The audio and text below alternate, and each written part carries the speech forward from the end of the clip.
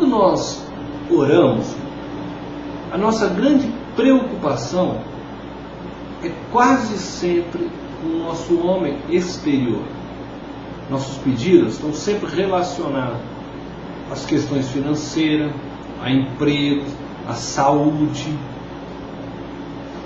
É interessante que quando olhamos para a oração do apóstolo Paulo, o conteúdo da sua oração, ela está quase sempre direcionada ao homem interior. Nós vamos ver aqui no verso 9, Paulo já demonstra uma preocupação no interior.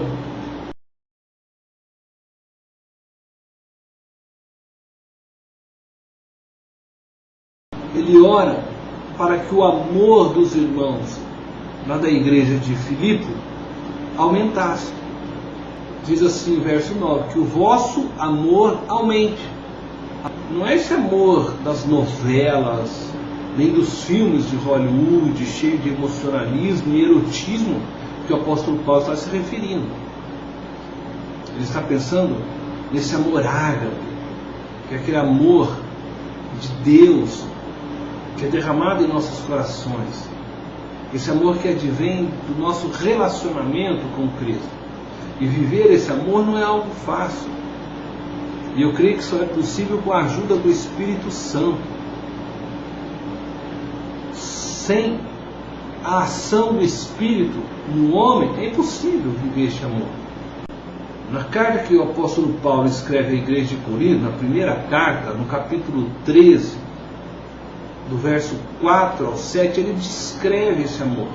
Um amor ideal, um amor perfeito. Amor esse que nós deveríamos buscar viver em nosso dia a dia. E a oração do apóstolo é exatamente que esse amor aumente mais e mais. Todos nós possuímos defeitos, todos nós estamos sujeitos a erros, e somente se vivemos verdadeiramente este amor, poderemos viver relacionamentos profundos uns com os outros.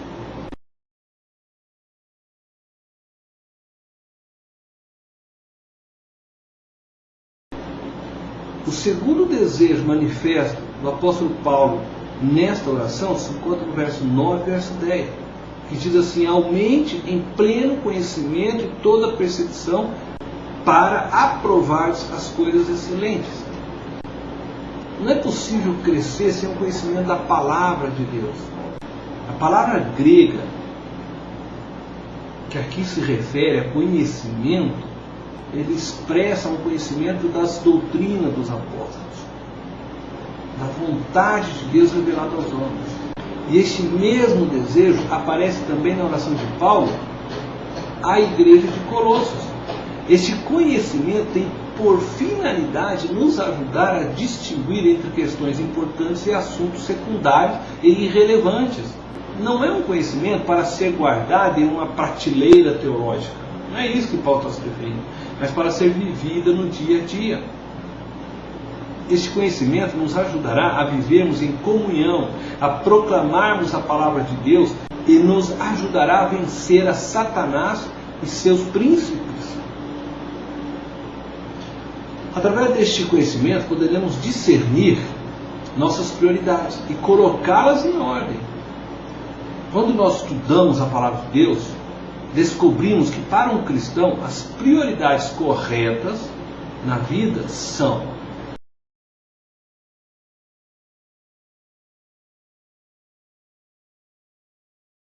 em primeiro lugar é Deus. A palavra nos diz em Mateus 6,33: buscai em primeiro lugar o reino de Deus e sua justiça. Em segundo lugar é o cônjuge, a nossa metade. Em terceiro lugar são os filhos, que são a herança do Senhor. Nós devemos educá-los para o Senhor, prepará-los para o Senhor. Em quarto lugar é o trabalho, com o qual você sustentará o seu lar para abençoar o reino de Deus, abençoar sua esposa, abençoar seus filhos. Em quinto lugar se encontram os trabalhos da igreja. Isso não significa não ter tempo para a igreja. A igreja, na sua lista de prioridades, está em quinto. Mas você precisa se organizar para atender as necessidades da igreja. Este conhecimento nos ajudará a discernir o certo e o errado, o que podemos negociar e o que é inegociável. É esta percepção que nos ajudará a termos unidade em vez de uniformidade.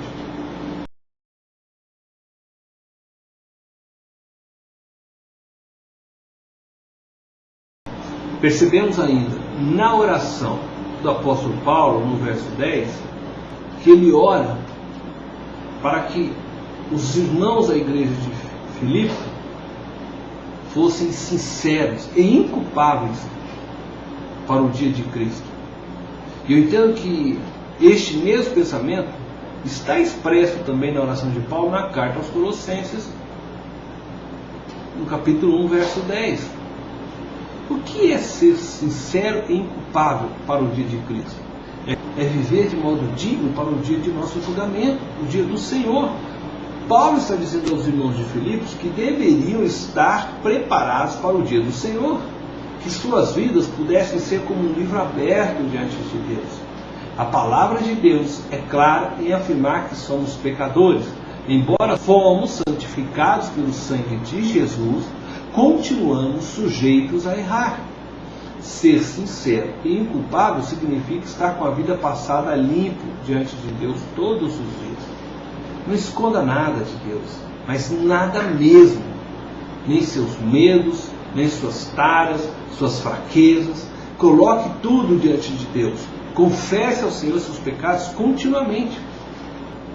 Você errou com alguém, roubou alguém, feriu alguém, vá e conserte o que fez. Peça perdão e, se for possível restituir, restitua, conforme Mateus capítulo 5, verso 23. A promessa que Deus nos dá é que, se confessarmos os nossos pecados, Ele é fiel e justo para nos perdoar de todos os pecados.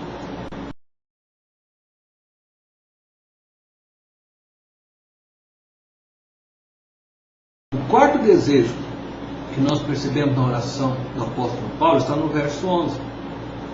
Então Paulo espera que os irmãos de Filipos estejam preparados para o dia em que se encontrarão com o Senhor. E o desejo dele é que eles estejam cheios do fruto de justiça.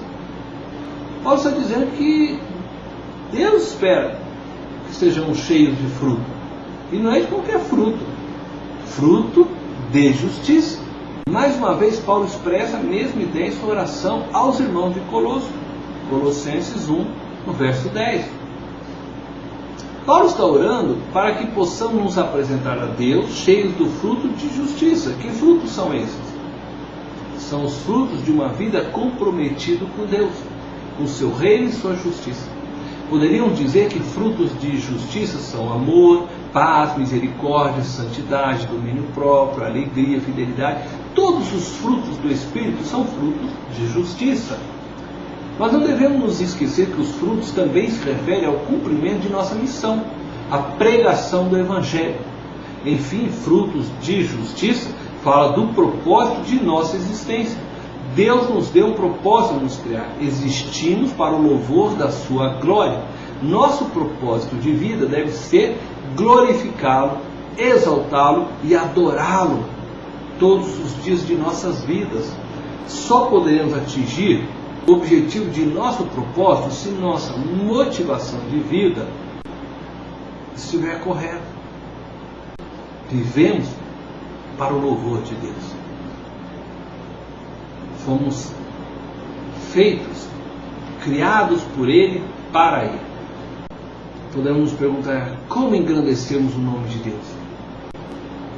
Gritando o nome de Jesus bem alto por aí? Usando camiseta 100% Jesus? Não. Embora fazer isto não é mal. Mas nós glorificamos a Deus quando nós praticamos boas obras, que é a manifestação de uma vida transformada pelo poder do Espírito Santo, e não boas obras para querer conquistar Deus, mas praticamos como fruto de nossa gratidão e amor a Deus. Devemos nos lembrar que Jesus disse: assim brilhe também a vossa luz diante dos homens, para que vejam as vossas boas obras e glorifiquem a vosso Pai que está no céu. Nós também glorificamos o nosso Deus quando nós verbalizamos a nossa fé às pessoas que nos cercam, de forma então que nós honramos a Deus, confessando diante de todos os homens.